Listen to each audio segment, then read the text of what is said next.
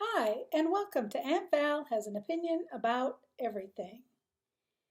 My grandfather put me on a horse when I was about 3, and I was smitten for the rest of my life.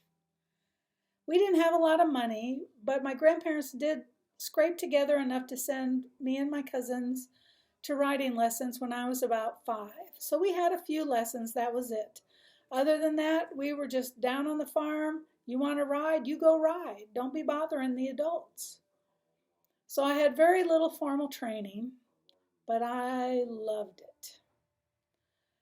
When I got married, we moved to Texas for jobs. And of course, when you first get married, you don't have any money. But eventually I found a barn that would train me to teach beginning riding. And in exchange, I could ride for free anytime I wanted to. And I loved that. And they did pay me a little bit, but mostly I got to ride for free. And eventually there we started a trail class for people who'd been with us a while and wanted to get out of the ring. And I made the mistake of taking out a family, and I hopped on my horse bareback.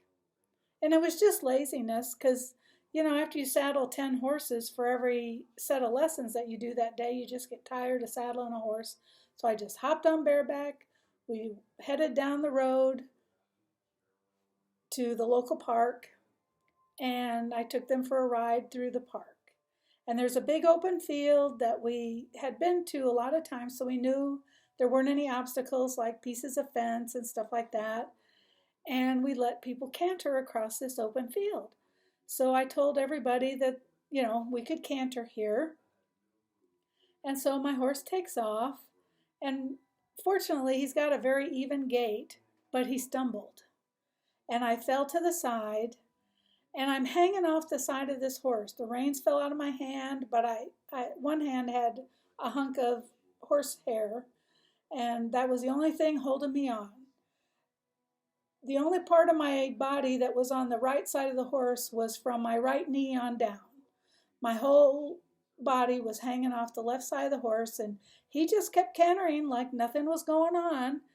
And one thing I learned was that, just like on TV, during a panic situation, the world goes in slow motion. I have no gymnastic abilities whatsoever, and I have no idea how I pulled myself back up on that horse with just holding a handful of mane. Got up, looked down, the reins were laying across the horse's withers. I reached down, picked him up, kept on cantering, stopped at the end of the field. And the kids in the family turned to me and said, "Are you a trick rider?" Here I just created the biggest faux pas ever in front of my students, and they thought I did it on purpose. And no, Aunt Val is not a trick rider, because I can't even mount from the ground without a saddle. So I learned my lesson that day to never take out a trail class without a saddle. I'm Aunt Val. That's my opinion.